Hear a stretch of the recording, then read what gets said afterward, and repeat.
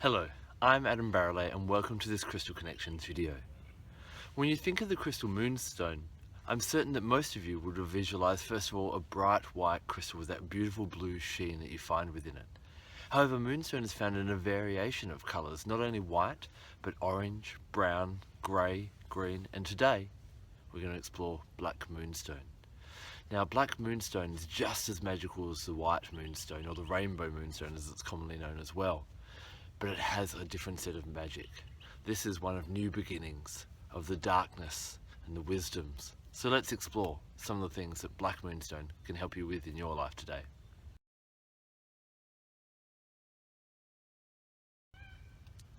Whereas on the full moon, I'd work with white or rainbow moonstone, on the new moon, that's when I'd work with my black moonstone. This is a crystal of new beginnings, and also of wisdom and finding wisdom in the darkness or in the void, or when you sit quietly and do nothing. So whenever you're starting something new, and the new moon is a great time to start new projects and to initiate things, wear and work and meditate with black moonstone. It'll guide you how to make wise decisions.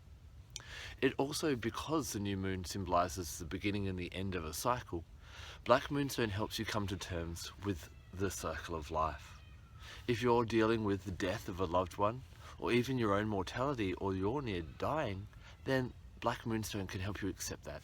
To realize that nothing begins or ends, that it's just a cycle, and everything that dies will again be reborn in another form. Black moonstone gives you that comfort. If there is someone who's on their deathbed or passing away, then surrounding the room or putting some black moonstone in that room can help to ease that process.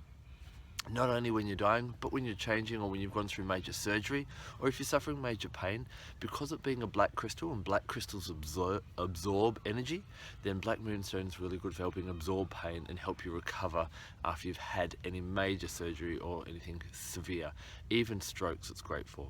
Not only is it good for people, but it's great for animals as well. If you've got an animal that's had surgery, is in great pain, or has had a stroke, then put some black moonstone near it to help absorb and ease some of that pain.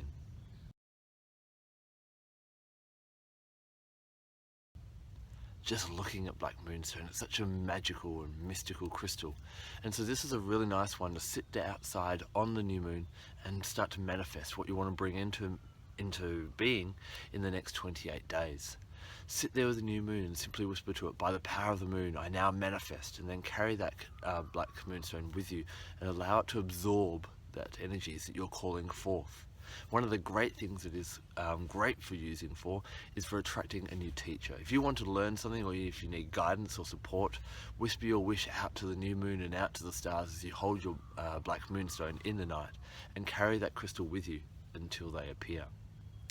Black moonstone also helps you to stay focused and to concentrate, and it's really good if you're studying anything to do with the esoteric or the sacred arts, whether it be tarot or astrology, crystal healing, aromatherapy, anything like that.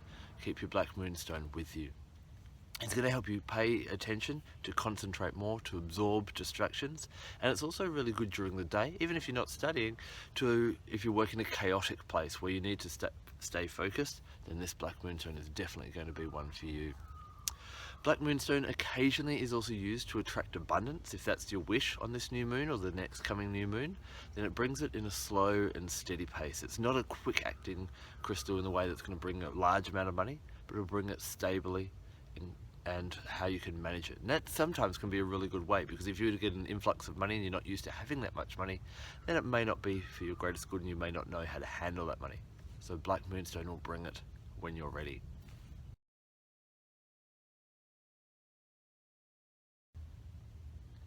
Black moonstone helps you connect with an aspect of the divine feminine which is often neglected since the Iron Age. Still today we see goddesses such as Aphrodite and Kuan Yin being honoured and revered for their pleasurable and sexual energy. However, there is another set of goddesses and feminine figures in mythology that have been demonized for quite a long time. Think of people such as Hecate or Kali or Tiamat or Medusa. All these women were kind of seen to be these dreadful women, but they represent a part of the divine feminine which is powerful, wise, and willing to stand up and fight for what they believe in. Black Moonstone can help you to actually do this, and for whether you're a woman or a man, to find that wisdom inside you and to be strong and not be a pushover. A lot of the time the feminine is represented as being soft and gentle, but she can also be very powerful and very determined. This is great for women that work in an area or are surrounded in an area that has a very masculine energy. You can either wear your Black Moonstone or you can griddle around the area, and it helps to balance that yin and that yang energy.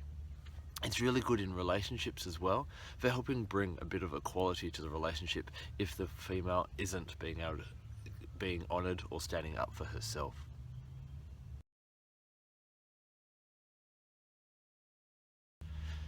To cleanse your Black Moonstone, simply leave it outside in nature on a new moon, in the darkest of the darkest nights.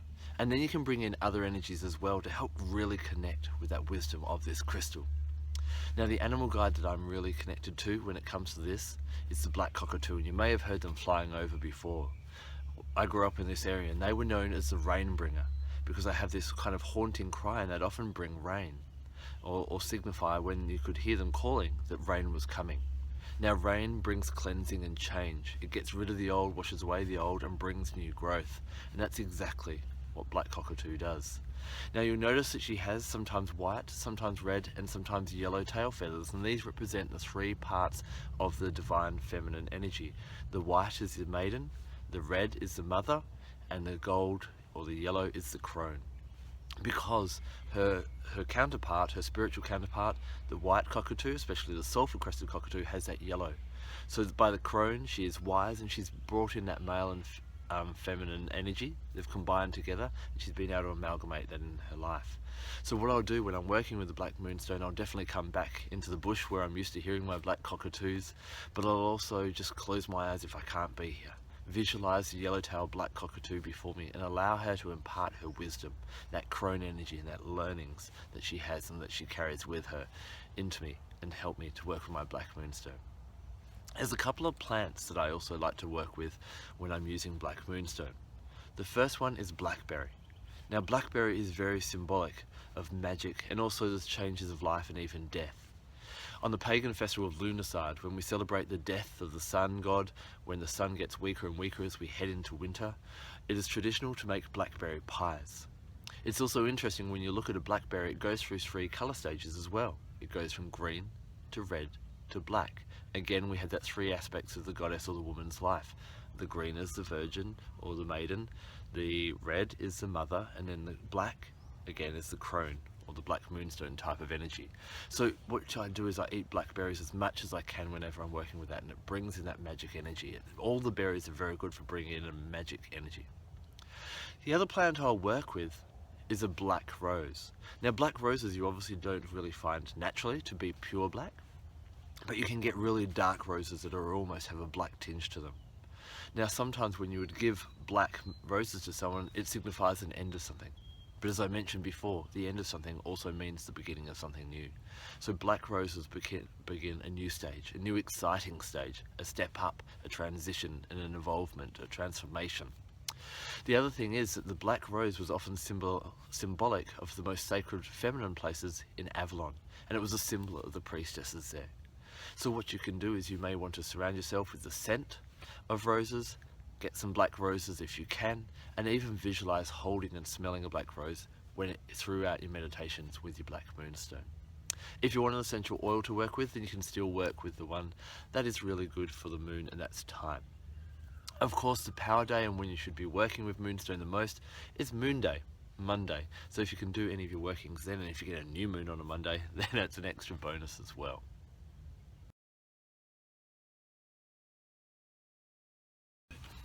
If you're drawn to work with Black Moonstone, then it's time to start accessing some wisdom.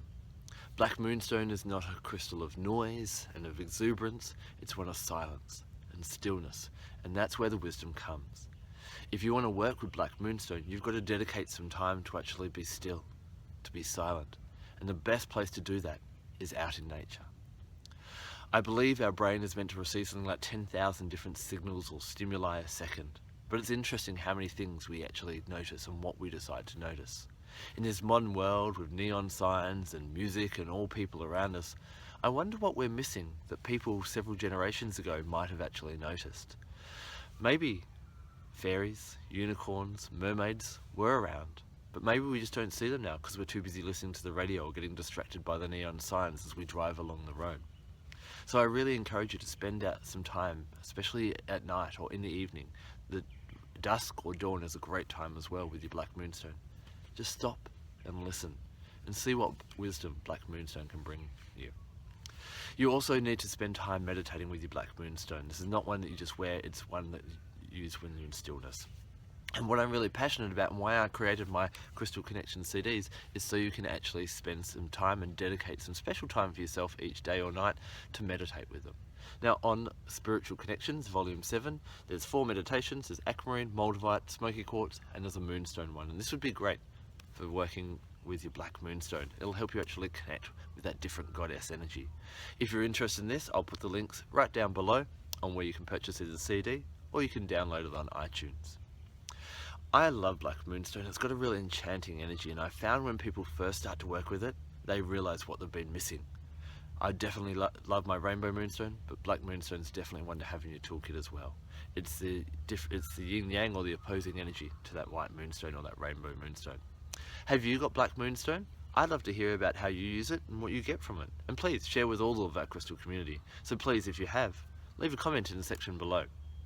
Thank you so much for taking the time to watch this video, as well as all my other Crystal Connection videos on my channel. I'm Adam Barralet. Blessed be.